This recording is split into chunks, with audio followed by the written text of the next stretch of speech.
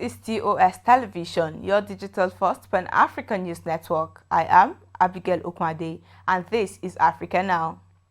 Cemeteries in Senegal's capital, Dakar, are contending with a surge in burials as the country battles a deadly third wave of COVID-19, believed to be driven by the highly contagious Delta variant of the virus. In Yoff, the largest cemetery in Dakar, is handling 3 times more burials than normal, while the Christian Saint Lazare Cemetery is seeing as many burials in one day as it usually would in 1 week. Senegal, a nation of 16 million people, has recorded over 59,000 COVID-19 infections since the start of the pandemic, with more than 1,300 fatalities. But official cases have risen rapidly, with authorities recording between 600 and 750 cases a day this week.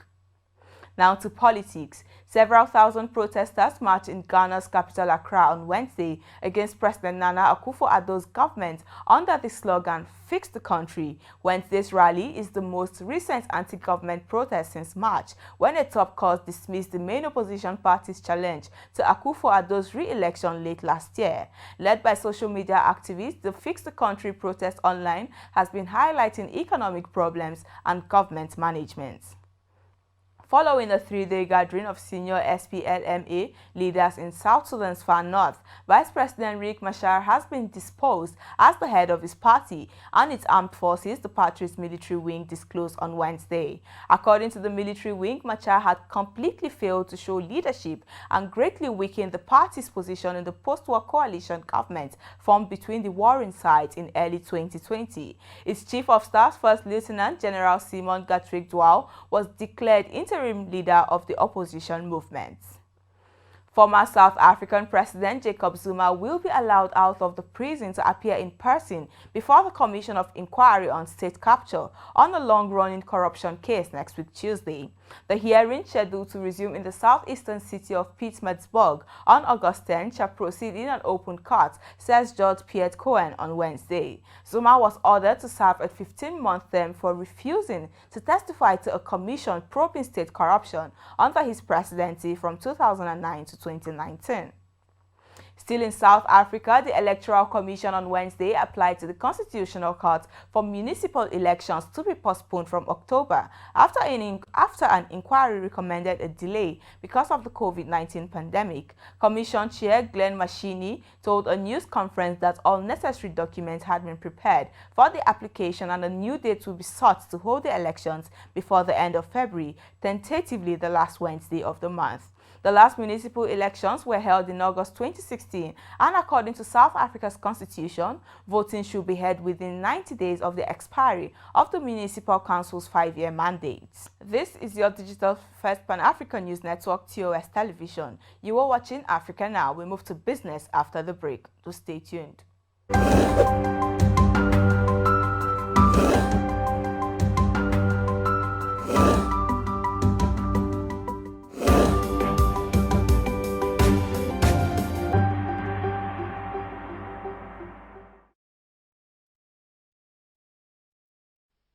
Welcome back. In business, Nigeria's foreign reserve closed the month of July 2021 at $33.4 billion, appreciating marginally by $79.1 million compared to $33.32 billion recorded at the start of the month.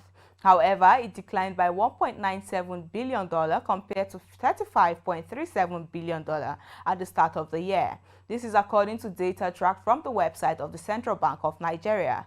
The decline in the reserve position had been attributed to a number of factors, including the decline in export earnings, widening trade deficit, the slump in diaspora remittances, huge decline in foreign inflows, intervention at the I&E window and at the Bureau de Change.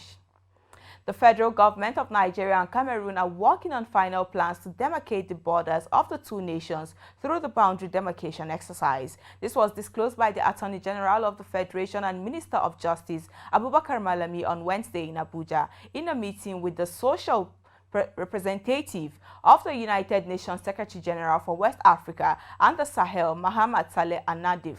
Malami stated that the proposed session of the Cameroon-Nigeria Mixed Commission that will be convened soon in Yaoundé will pave the way for landmark achievements, including the demarcation exercise.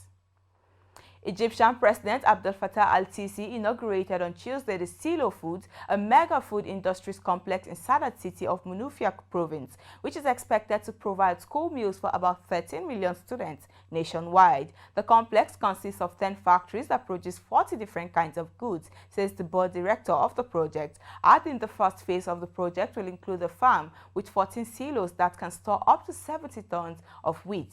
The project will contribute to securing an abundance of food in the market and eventually decrease pressure on prices, in addition to strengthening investments and exports, Minister of Supply noted. And away from business, the activities of 3 foreign humanitarian organizations which have been working in Ethiopia's restive northern Tigray region have been suspended by the government. The organizations are Doctors Without Borders, the Norwegian Refugee Council, and Makatum Foundation.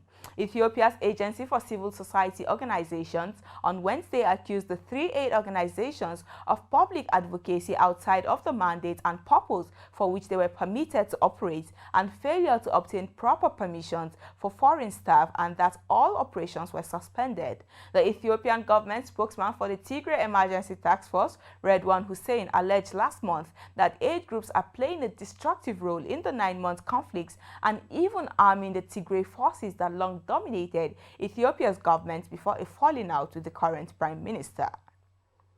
The Côte d'Ivoire government on Tuesday declared the end of the country's energy crisis after weeks of electricity rationing and power cuts. To avoid a similar crisis in future, the West African nation has acquired a new reserve power plant with a capacity of 200 megawatts and repaired the Azito plant in Abidjan, Energy Minister Thomas Kamara says. Ivory Coast aims to have 16% of its energy produced from renewable sources by 2030.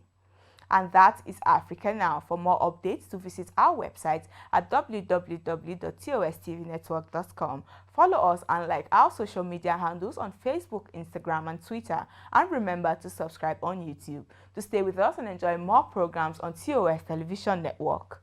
I am Abigail Ukmade. Thanks for watching.